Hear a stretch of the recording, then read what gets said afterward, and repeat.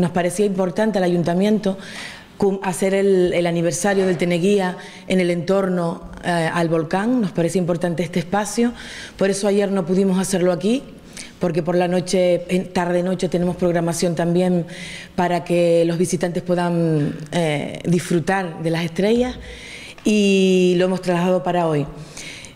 Agradecer que estén aquí, agradecer que año tras año mantengamos el interés por nuestro volcán, por el último volcán de España, si no me equivoco. Y bueno, disculpar en primer lugar porque teníamos en la agenda a Juan Carlos Díaz Lorenzo, cronista oficial de Fuencaliente. No ha podido estar aquí porque nos ha comunicado ayer que por problemas de trabajo le será imposible acudir, le ha sido imposible acudir, que les trasladara sus disculpas y su pesar, porque quería estar entre nosotros hoy hablando sobre todo de la parte histórica del Teneguía.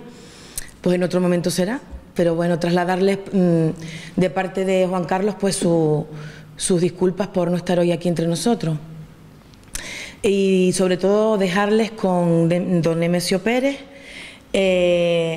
Nos ha parecido importante que el Instituto Volcanológico de Canarias esté hoy entre nosotros, primero porque es el aniversario de nuestro querido Teneguía, pero también porque últimamente pues, estamos escuchando muchas noticias de movimientos sísmicos, de una situación que podemos tener preocupación, o podemos estar ahí pendientes de qué va ocurriendo en esta situación en La Palma o en Canarias con respecto a estos movimientos que estamos pues sintiendo, y que Involcán, desde el momento que se conoció y que dio a conocer esta nueva situación, se ha trasladado para la sede de Involcán en Los Canarios, en Fuencaliente. Ha comenzado a hacer un trabajo diario con mayor profundidad para entender qué puede estar pasando, y nos ha parecido importante que don Nemesio esté aquí hoy entre nosotros para explicarnos el porqué y también pues cómo saber, cómo reaccionar en caso de una situación de emergencia, o cómo podemos actuar en caso de una situación que por ahora nos han dicho que hay tranquilidad, que estemos en tranquilidad, pero yo creo que siempre hay que tener información y ser prudente en este tema. También tendremos entre nosotros a la Asociación Tagoror 2 de Julio, una asociación con don Miguel Ruiz, que colabora con esta asociación, una asociación de radioaficionados que dedican un espacio a hablar del Teneguía y que llevan unos años con este fin. También explicarán su función, y nos ha parecido importante que en este aniversario ellos estén con nosotros hoy. Y después terminaremos, también hoy es el día de las disculpas, porque por estar en prealerta por vientos no nos permiten tirar los fuegos artificiales, que el año pasado sí pudimos, en el 45 aniversario. Este año no podremos porque por precaución nos han recomendado que no hagamos la tira de fuegos. Entonces tendremos que imaginarnos esa explosión de nuevo, porque no podemos ni queremos correr ese riesgo de pues que con los fuegos ocurra cualquier situación que tengamos que recurrir a cualquier situación de emergencia. Entonces hemos tenido que tomar la decisión de no tirar los fuegos. Lo que sí tendremos al final, cuando ya tengamos ya hayan sido las conferencias, tendremos aquí el grupo La Palma Dixie, un grupo que uno de los componentes es el director de nuestra banda municipal, Jorge, y nos ha parecido importante también contar con este grupo de música. Y ya para terminar tendremos un pequeño brindis para, como buen cumpleaños, pues terminar con esta celebración. Sin más, decirles que muchísimas gracias por estar aquí, gracias por recordar al Teneguía, gracias por estar en este 46 aniversario, y disfrutar de las conferencias, disfrutar de la música y disfrutar del entorno que es único y que merece la pena estar aquí oyendo toda esta información a las faldas del San Antonio, cerca del Teneguía. Muchísimas gracias, y los dejo con don Nemesio Pérez.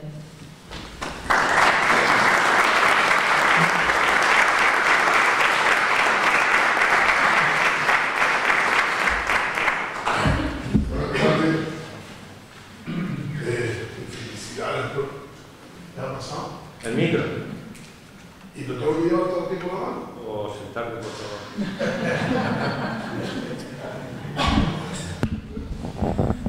Esto es mucho. No, esto no lo puedo llevar, no, es demasiado para cosa.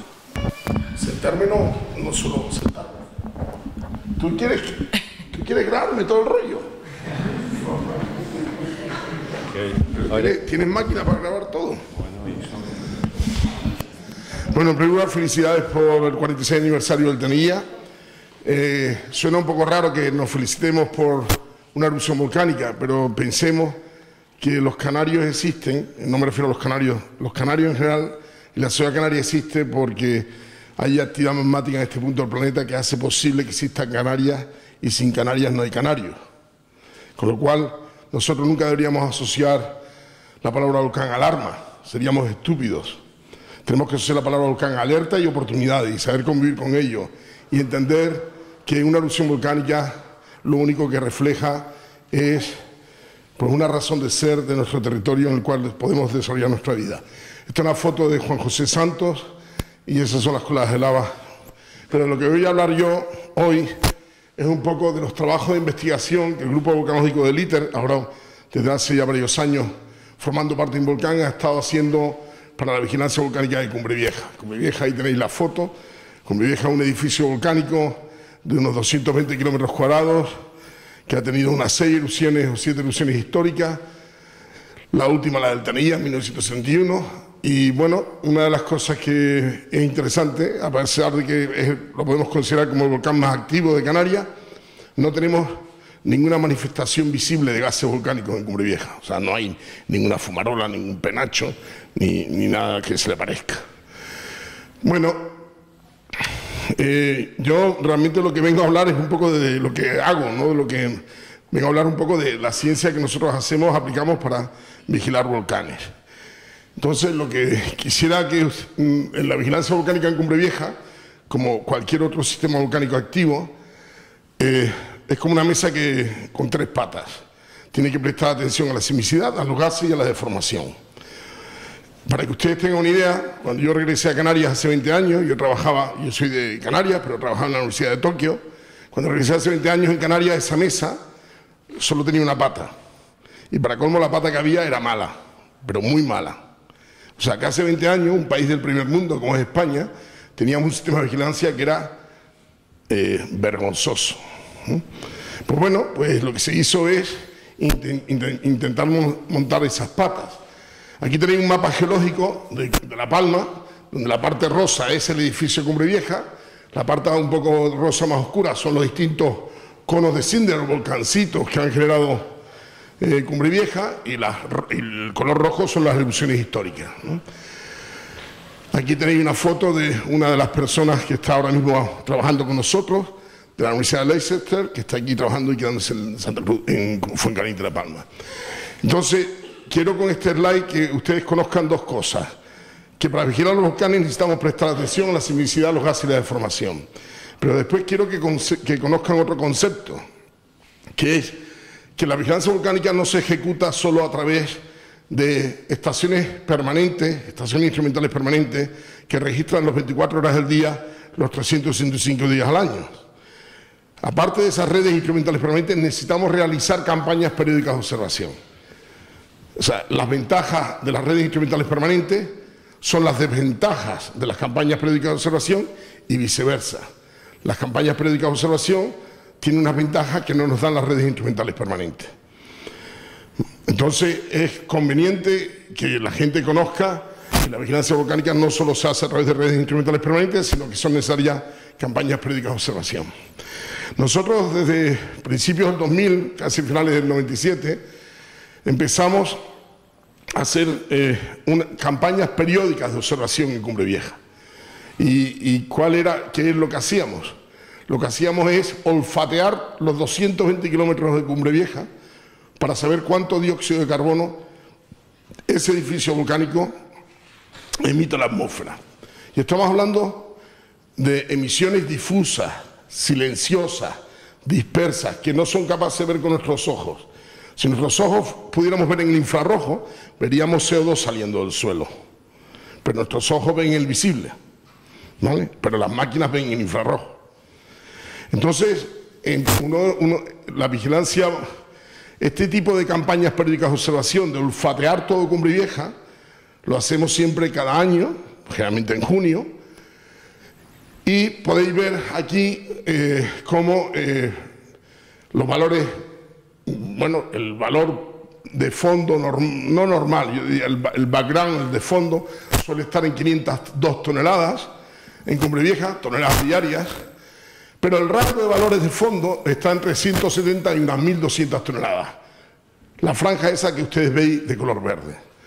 ¿Qué es lo que llama la atención en esa franja de color verde? En cierta forma, nos llama la atención que en la campaña del 2011 y 2013 registramos valores que se fueron por encima de ese valor o de ese rango de valores que nosotros consideramos de fondo o background.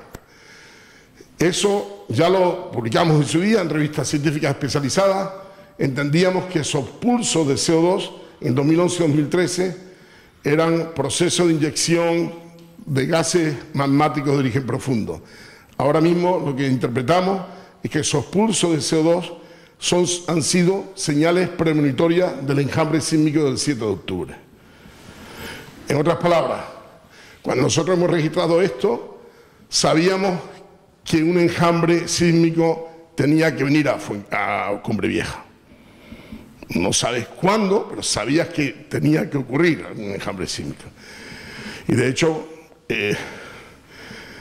los responsables de protección civil, a nosotros así se lo comunicamos. O sea, en Cumbre Vieja tiene que haber un cambio en la actividad, solo por ese registro. Lo cual está muy bien, porque significa que los trabajos que se hacen para vigilar, para fortalecer el sistema de alerta temprana, funcionan. En la última campaña que hicimos, no sé por qué el puntero este no me funciona, la última campaña que hicimos es esta del 2017. Hay un valor no está dentro de los valores normales.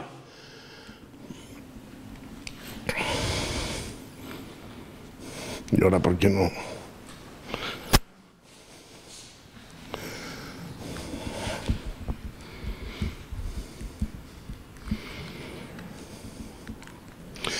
Bueno, yo sé que la verdad es que voy a ser un poco aburrido porque voy a enseñar gráficas, pero yo soy un científico. Voy a intentar poner las gráficas lo más amenos posible para ustedes.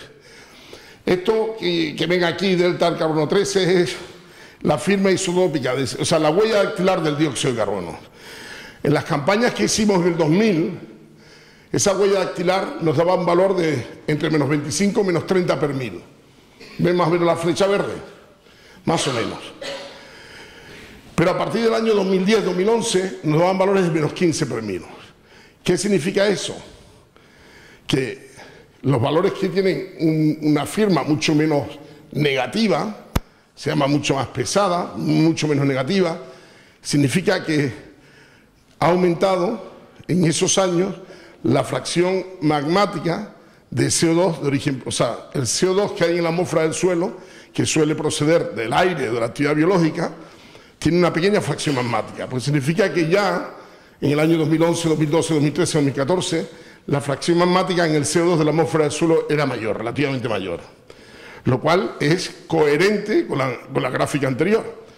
O sea, es coherente ver que en 2011, 2012, 2013, en la atmósfera del suelo, gases que ustedes no ven, veíamos ciertos indicios de una mayor fracción magmática en las emanaciones. Indudablemente nosotros no solo estudiamos el dióxido de carbono, estudiamos el helio, y el helio es mucho más difícil de calcular, pero podéis ver cómo del año 2002 al 2011 hay una tendencia descendente. Solo hay 7 campañas, pero porque es mucho más difícil de medir, pero veis una tendencia descendente, y a partir de 2013 hay un cambio de tendencia ascendente, y en la campaña de junio de este año se registró el mayor valor.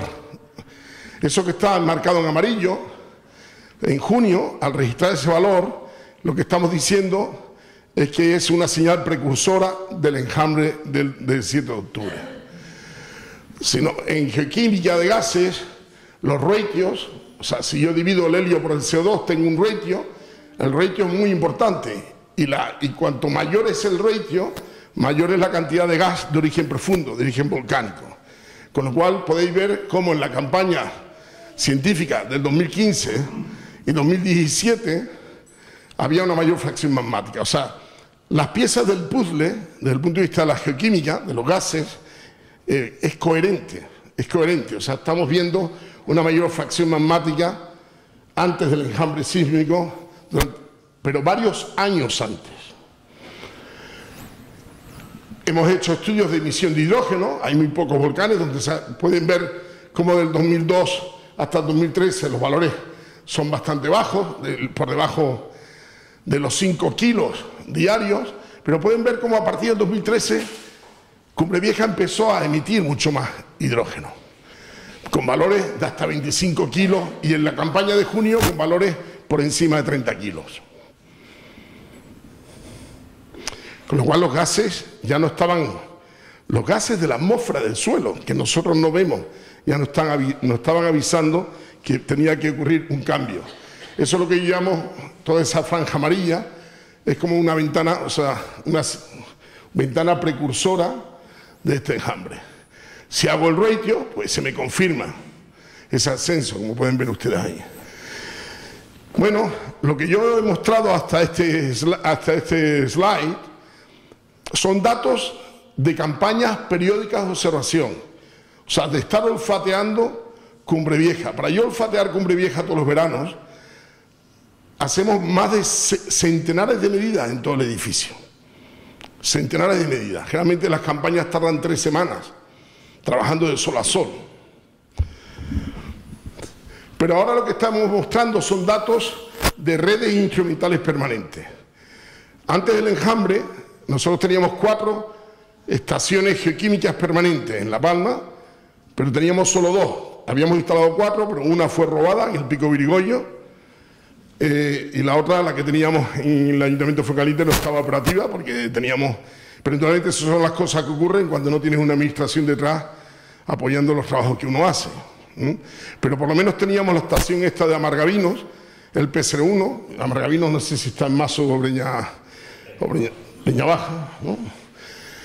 Y esta estación, los datos del 1 de enero hasta principios de abril no estaba operativa, pero pudimos detectar ese pico de actividad de Garradón en esa estación meses antes del enjambre. Eso también se puede entender como una señal precursora de esa actividad. Nosotros tenemos otra estación de hace mucho tiempo que tenemos que preocuparnos en hacer, bueno, en tenerla más cuidada al exterior, de medir flujo de CO2 en la playa del Faro. Pero no vimos cambios, o sea, los cambios que vemos, hay mayor flujo durante la época de verano y en invierno los flujos, o sea, no hay una correlación con el enjambre, y es verdad que tampoco hay una correlación, no está gobernado por las variaciones de la presión barométrica, pero en esa estación registramos CO2 y registramos sulfuro de hidrógeno. Antes dije que los ratios son importantes. Cuando yo cojo los datos de esa estación y hago el ratio de carbono-azufre, me encuentro que en mayo, cuando empieza el pico de Amargavinos, empieza a aumentar aquí la relación carbono-azufre, como pueden ver en la zona amarilla. O sea, meses antes, cuando uno olfatea todo Cumbre Vieja, años antes. Pero en estas 2 estaciones, meses antes, se observan cambios en las emisiones o en parámetros geoquímicos en las estaciones. ¿Qué quiero decir con esto? Que este enjambre sísmico del 7 de octubre generó con años de antelación y con meses de antelación señales premonitorias. Y eso es bueno. Eso es bueno porque si haces el trabajo de monitorizarlo, sabes que, oye, estoy detectando algo anómalo que me tiene que decir que algo tiene que venir. Bueno, a raíz, estos son datos prácticamente que hemos realizado antes del enjambre. A raíz del enjambre, como bien dijo Nieves, pues nosotros hemos intensificado, como no puede ser, pues nuestros trabajos, ¿no? Pues uno de ellos es olfateando constantemente Cumbre Vieja. Esas campañas que hacíamos en cada 3 semanas, solo una vez al año, las hacemos ahora contiguas. Empieza una, acaba otra. O sea, no queremos que se nos escape información. Y estos son datos de cuánto dióxido de carbono está emitiendo Cumbre Vieja a fecha de ayer. A fecha de ayer, este era el dato de junio, este dato que veía a la izquierda, de unas 800 toneladas, es el dato último de allá.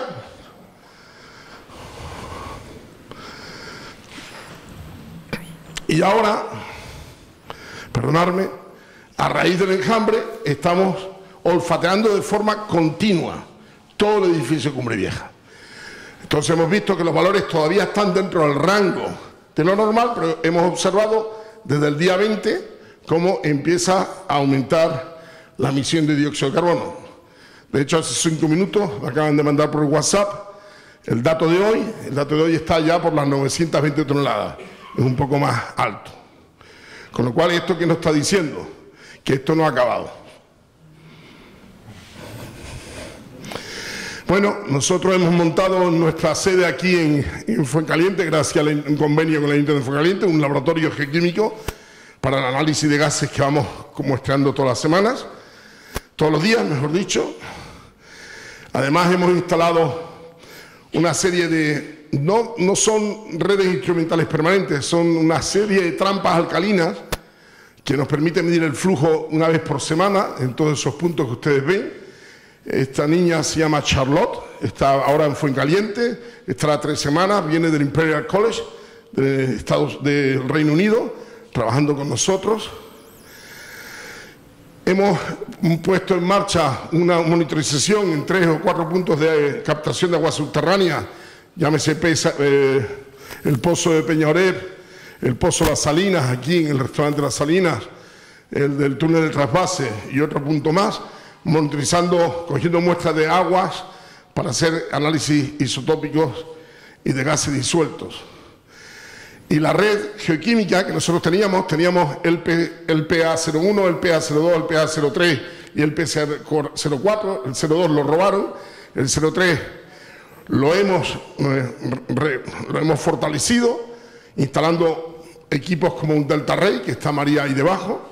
Es el único equipo capaz de medir de forma continua esa huella dactilar que llevamos la firma isotópica del carbono, y instalamos en el P06, en el Pozo de las Salinas, una monitorización de la relación del ratio carbono-azufre con sensores ópticos remotos tipo TDL que nos miden la concentración en camino óptico, y hemos también instalado el P05, el P07 y instalaremos el P08.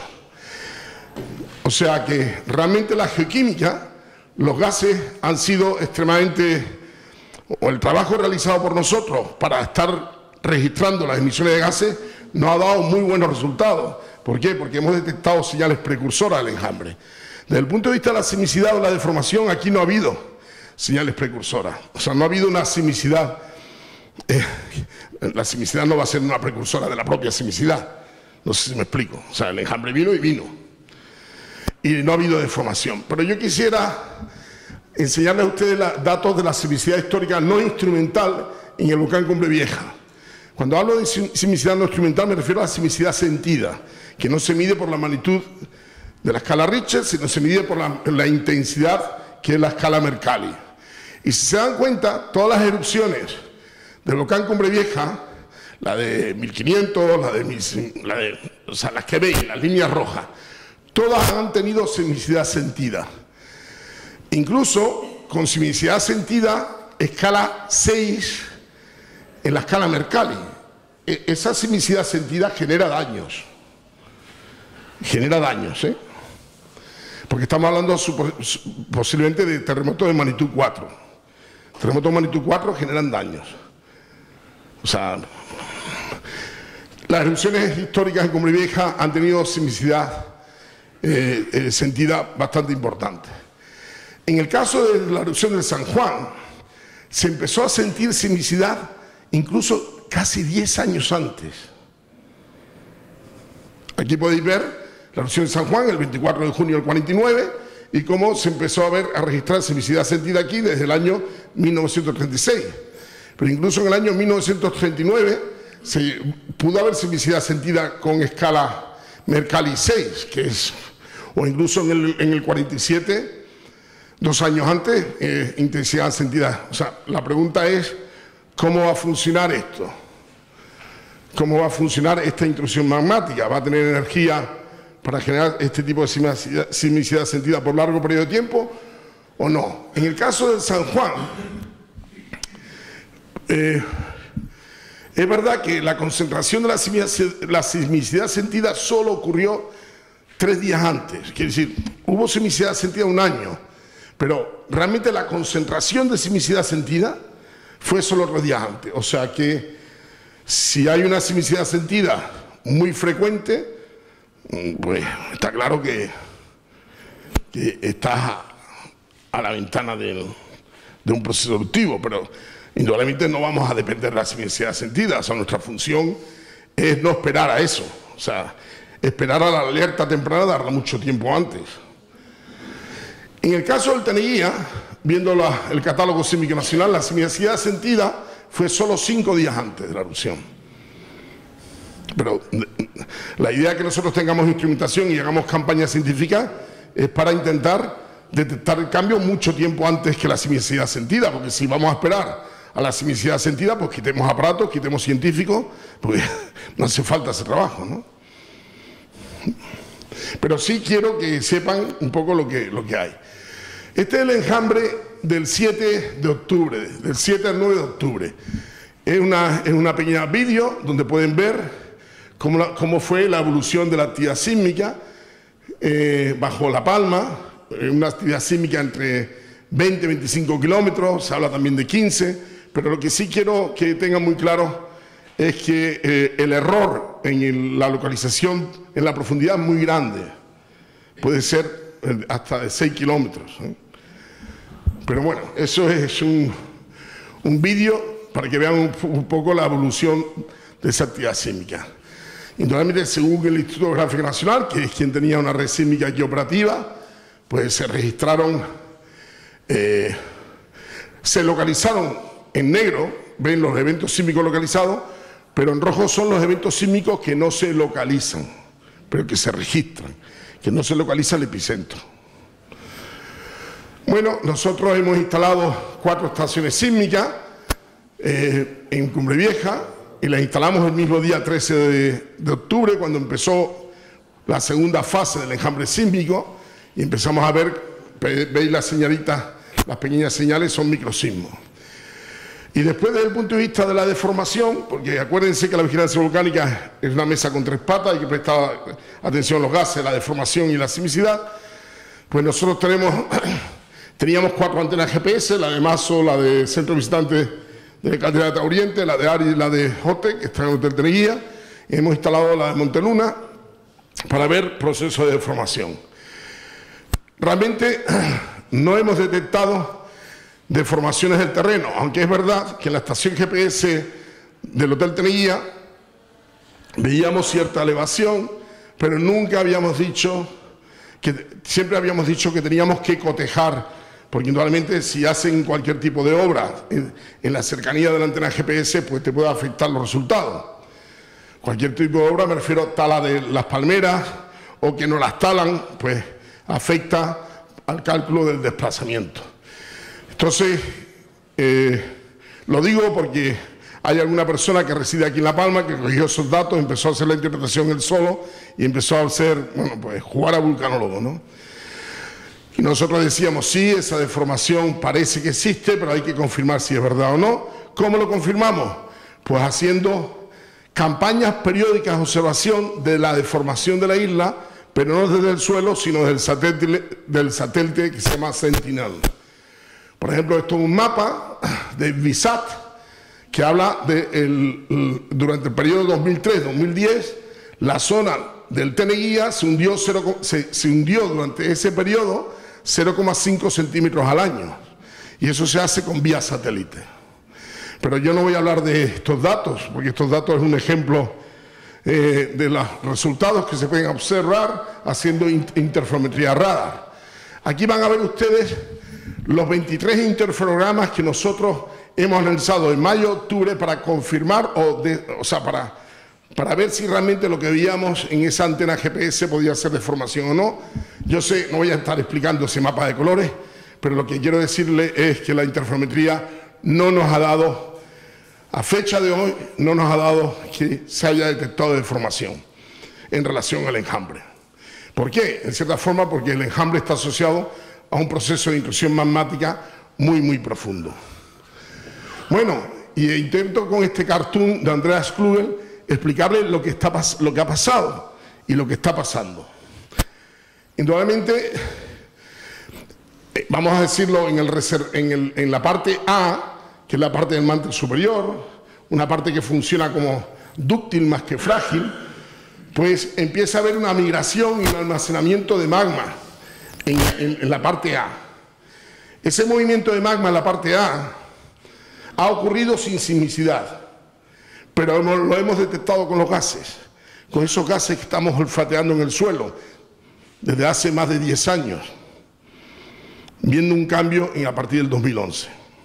O sea, que el movimiento del magma desde más profundidad a menos profundidad en el reservorio A o en la parte A no ha generado sismicidad, no ha generado deformación como es de esperar, pero sí hemos sido capaces, olfateando la atmósfera del suelo, de detectar cambios, lo cual es muy bueno. ¿Qué es lo que ha pasado cuando hemos tenido el enjambre? Que ese magma ha entrado prácticamente en la corteza oceánica bajo la isla de La Palma o en la base de la corteza oceánica. Cuando el magma entra en contacto con B, ya pasamos de una zona dúctil a una zona frágil, y ahí es cuando empiezan a sentirse los terremotos o a generarse terremotos, porque en el dúctil, en la zona dúctil, no se generan terremotos. Entonces, ha habido una intrusión magmática que posiblemente estemos o dentro del B, pero yo creo que estamos más en el límite, o sea, en la frontera entre A y B. Y ahí se está almacenando magma, sin generar sismicidad, porque no tenemos sismicidad ahora mismo. Bueno, si ese magma que se va generando, se va acumulando ahí, tiene fuerza para seguir rompiendo, pues el escenario va a ser distinto. Esa es un cartoon sencillo para explicarles qué es lo que ha ocurrido, por qué ha ocurrido. No ha ocurrido porque somos islas volcánicas, no tiene otra razón, pero qué es lo que ha pasado. Y las conclusiones están en inglés, pero da igual. Después nos vamos a tener que, si queremos vigilar los volcanes, normalmente hay que tener esa mesa con 3 patas, pero si quieres realmente detectar las primeras señales tempranas de un cambio de actividad volcánica, fíjate en lo que hace a los volcanes entrar en erupción, fíjate en los gases. Igual que cuando hace una cerveza, ¿dónde se va el gas? Para arriba, ¿no? Vale. Es lo primero que sale. Pues nada, muchas gracias. Estos son el equipo de mujeres que tenemos ahora en Fuencaliente. Estarán aquí durante un mes. Bueno, y cualquier pregunta estoy a su disposición.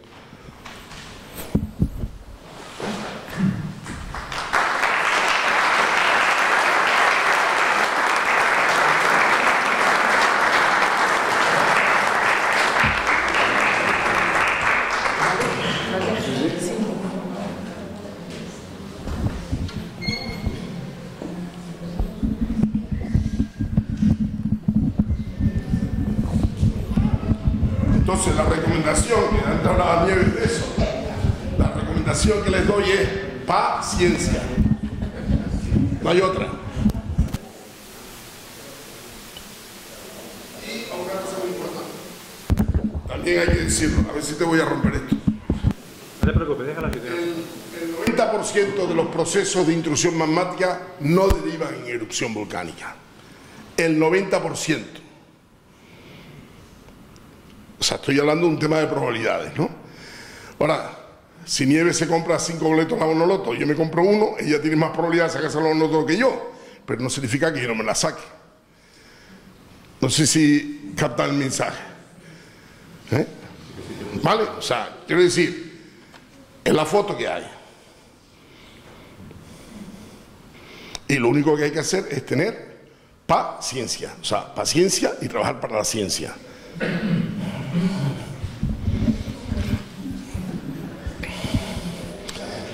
¿Preguntas?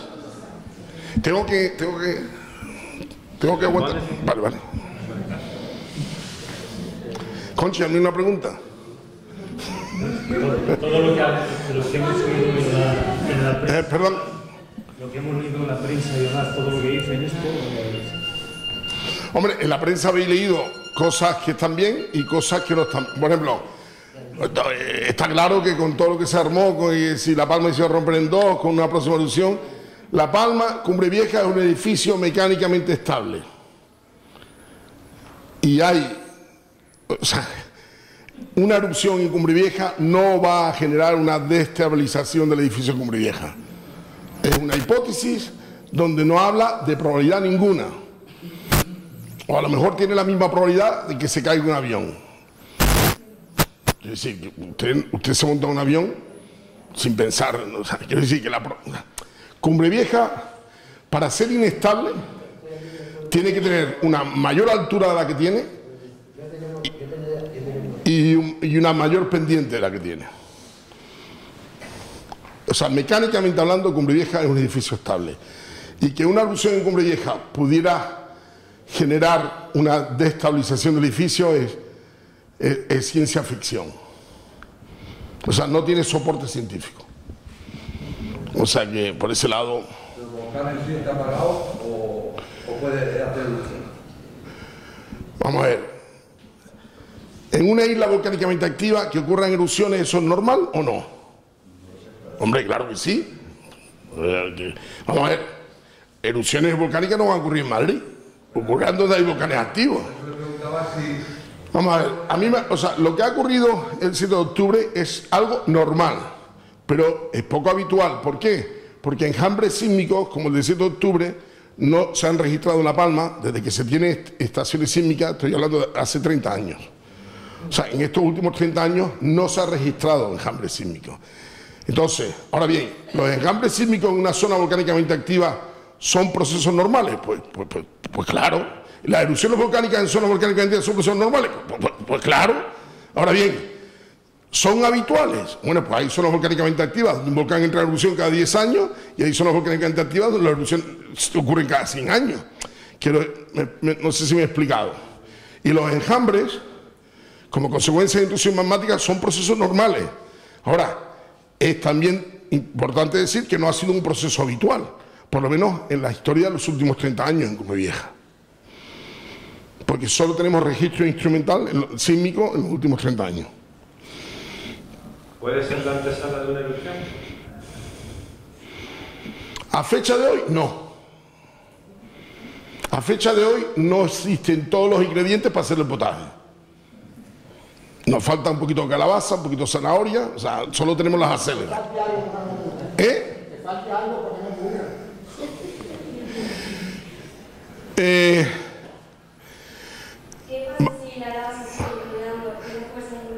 Perdona, dime. ¿Qué pasa si la lava se sigue acumulando y las fuerzas internas siguen más fuertes? Pues ya lo veremos, pero ya lo veremos. Indudablemente, repito, las intrusiones magmáticas en un 90% no tienen por qué derivar, pero siempre puedes caer en ese 10%. ¿No? Nosotros los que vivimos en una tierra como esta, lo que tenemos que hacer es saber convivir con nuestros volcanes. Saber convivir con nuestros volcanes. No debemos asociar la palabra volcán a alarma. No podemos. ¿Cómo puedes hacer eso si tú naces en esta tierra y la razón de esta tierra es la actividad volcánica? ¿Cómo? Solo pensar en eso. ¿Cómo puedes tirarte piedra a tu propio tejado? Ahora, ¿qué es lo que tienes que hacer? Pues, hombre, convivir en una zona volcánicamente activa es como lidiar con una moneda con dos caras, ¿no? ¿No? Pues hay una cara que es más fácil lidiar y una que no es tan fácil. Pero ¿cuál es la suerte que tenemos? Que con la cara que tenemos que lidiar, que es más fácil, es mucho más larga en el tiempo. ¿Mm? Quiero decir, en otras palabras, ¿cuánto duró la erupción del Tenía? ¿20 días? No me acuerdo. Lo que fuera, ¿no? Fuegos artificiales gratuitos para el Ayuntamiento de Fuencaliente durante un mes. Todo el mundo ahí con una botella de vino en Volcán San Antonio y una pinche tortilla a disfrutar. Pero lo que quiero decir es, lo que quiero decir, que fueron 20 días, ¿no? Que a lo mejor hubo que lidiar con una situación, la previa de la sismicidad, pero después ha pasado 46 años donde no ha pasado nada. O sea, los periodos vamos a llamarlos de tranquilidad volcánica, son mayores que los periodos de lidiar con la otra moneda. ¿Qué es lo que tenemos que hacer nosotros? Saber convivir con nuestro territorio y saber cómo gestionar, como cuando vivimos con nuestra pareja. ¿O qué pasa? ¿En el matrimonio de uno todo es camino asfaltado? Pues no. O sea, hay momentos muy buenos y hay momentos muy jodidos. Pues nada, saber gestionarlo. Es lo mismo. Una pregunta. ¿Se podrían dar similitudes? Oye, todo esto me lo está grabando, incluso...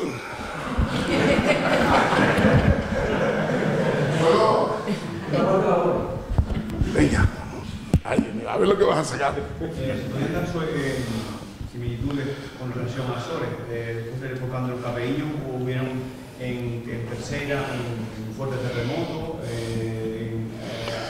al final del 98 hubo un terremoto en... Sí, pero ojo, ya sé por... El ambiente volcano-tectónico de Azores y de Canarias es muy distinto, ¿eh? O sea, en Canarias estamos en un volcanismo de intraplaca y Azores está un volcanismo un poco donde hay una falla transformante ahí impresionante, ¿eh? También. O sea, la actividad tectónica en Azores es mucho mayor que la de Canarias, ¿eh? O sea, el ambiente volcano-tectónico de Canarias y Azores no es comparable, ¿eh? Porque estás en una zona, hay unas islas que están en la placa africana, otras que están en la placa euroasiática y hay unas que están en la placa norteamericana, la isla de Flores. O sea que ahí hay otras cosas en juego, una actividad tectónica que no tenemos aquí. ¿Y con Cabo Verde? Cabo Verde tiene más similitud. Lo que pasa es que Cabo Verde, todas las erupciones se han concentrado en un volcán, que es Fogo. Y tú imagínate, aquí en Canarias ha habido 16 erupciones históricas, 16 que se han registrado en 4 islas. En Cabo Verde ha habido 30 erupciones históricas, todas en una isla sola. Quiero decir, la sensación que tengo en Cabo Verde es como que la cocina que hay debajo genera más plata potaje que la cocina de aquí de Canarias. O sea, que el punto caliente o la anomalía térmica genera mucho más actividad magmática.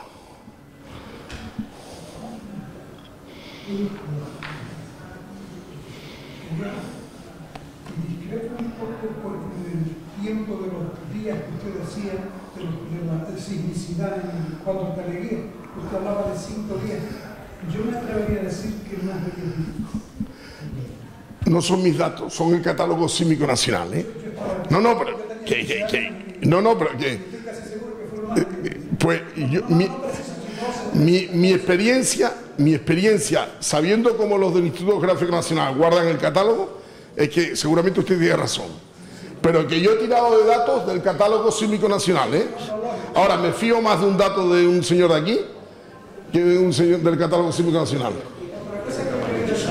Comparto totalmente el mensaje, la forma en que usted ha dado el mensaje, porque la verdad que he visto a algunos técnicos también hablar que no han hablado con la claridad y con la transparencia que usted lo ha dicho ahora, de que las cosas no están. Y yo, por ejemplo, acompañé muchas veces acompañé a José María Fuster a la zona de Tenería, que es un rodo verde de ciencia digna de aquella época. Y él decía que los volcanes aquí eran volcanes amigables. Volcanes que te marcan la parte, que como bien se avisan en tiempo y que es muy casi imposible que reviente un volcán y le levante una casa para pensar que esté la gente dentro. O sea, dan un montón de sintomatología. Vamos a ver. No va a ocurrir nada desde el punto de vista físico de las personas. Porque he visto por ahí decir, oye, el volcán no sé qué tal, se van mandando en las redes sociales una serie de datos que no son reales. O sea,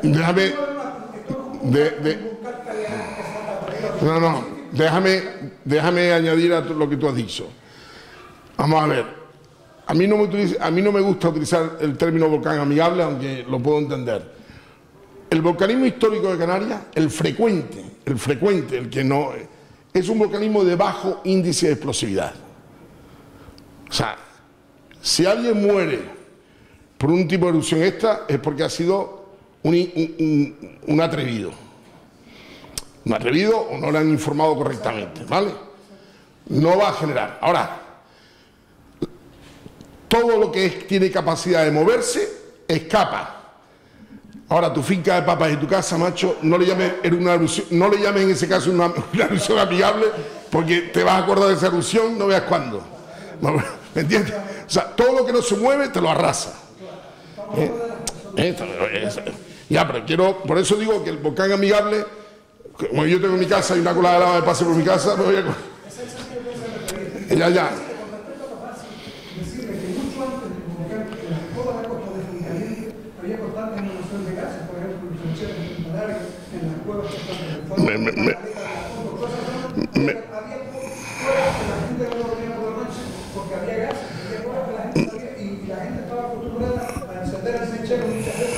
Y se la apagaba.